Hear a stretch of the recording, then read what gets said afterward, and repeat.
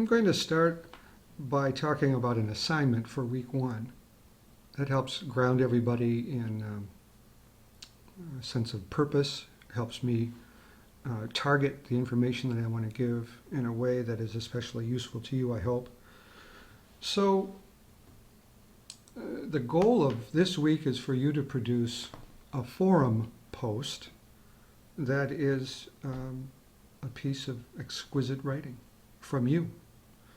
And I'm asking you to base that writing on the readings for the week, chapters 1 and 2 in the Writing for Digital Media piece, chapters 1 through 8 in Don't Make Me Think, and then a PDF resource. It's in the resource repository in the Epsilon site called Visualizing Information for Advocacy. Now, of course, this is a Writing for Digital Media course, so the idea of visualization may seem off the mark, but trust me, it's not. The larger frame I want to put around this whole session for today and to introduce you to the course is to talk about how writing for digital media fits more broadly, or fits into the broader context of information design. So when you read Visualizing Information for Advocacy, you will get an overview and an introduction to a larger context for this course. Writing for digital media is writing for, in conjunction with visualizations. In short then, these three resources are tools you can use on which to base your exquisite writing sample. And so that's what they are. They're resources. Chapter 1 and 2 in Writing for Digital Media gives you some goals, some standards for being, for example, direct, for being consistent, for omitting needless words. This chapter overview is called On Writing Well, and it's review for anyone who's been a practicing writer, or who's maybe been an English major, or has worked in writing, or read about writing very much. For those of you who haven't really reviewed some of the standards for writing well, it'll be a helpful review. So take a look. Like all readings, it's a resource. We don't have exams in this course. What we have, what you're graded on, is what you make, right? The artifacts that you create are what you're graded on, not things that you can memorize out of a book and report back to me in a test. There are strategies in Chapter 1 about how to outline if you want to do that, I mean, there are just dozens of ideas. The way the assignment reads in the textbook, we're looking for a 700-word post, and including headlines and identification of the audience, an abstract, and a list of keywords. So those details are worth paying attention to. The topic is really up to you. Write about something that you're interested in.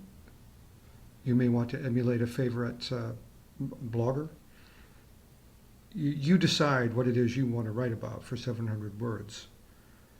It may be, well, it should be professional in nature, something related to a field in which you're interested. It could be a reflection on something you've read lately. It could be a reflection on anything related to course content. The assigned readings for the week are designed to help you produce an exquisite post by avoiding common mistakes. The initial chapters in Writing for Digital Media are review in some cases, maybe review for you if you're immersed in a writing life already. or if you're in publishing. But even if you are, it's helpful to read the initial chapters in the book so that we have a common language for what we're talking about in terms of some of the standards for the writing that I'm evaluating, for the writing that you're producing that I'm evaluating. So read through that material and keep it in mind. The expectation is very strong that you will be concise, that you will use headings to make your work scannable. So pay special attention to the details in the first chapter especially. In the Don't Make Me Think book, Steve Krug is writing mostly about web usability, but his focus on audience is so good and his information is so accessible that I've assigned it here for this first week, because he makes you think about users and the mindset of somebody who goes to the web and what they look for and how different it is.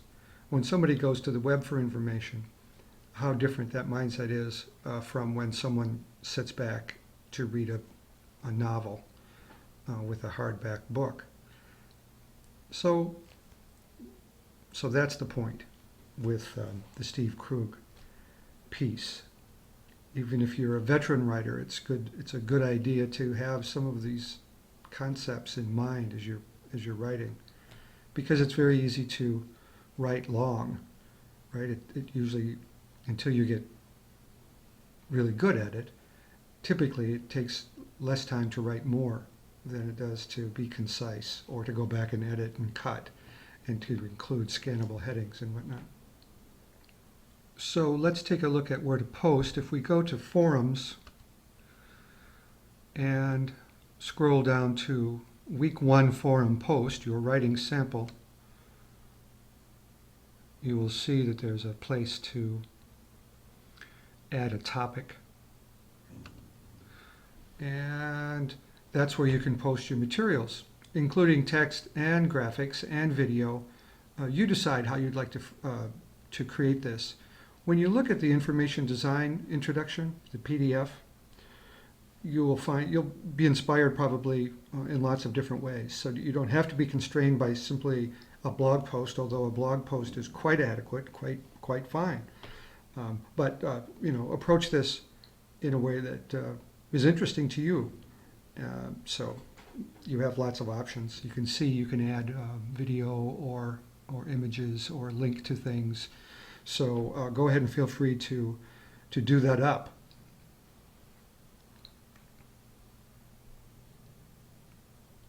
And while we're on the topic of forums, if you have questions about any of this, would you please go to the class Q&A forum. That's the place to post questions, because then I can answer it, and it's very likely, of course, that you won't be the only one who asks that question. So I can post responses that everyone can read. That's the place to do it. If you have a question about the Epsilon interface, it's probably better to go ahead and contact the Epsilon helpline or help email. But if you have questions about the assignment, obviously, about a quick question about an idea you have, please shoot me an email, or you can give me a call if it's really urgent, and I will respond as quickly as possible. 24 hours max usually, and so just keep the information coming to me, and I'll respond as soon as I possibly can. And that is it for now.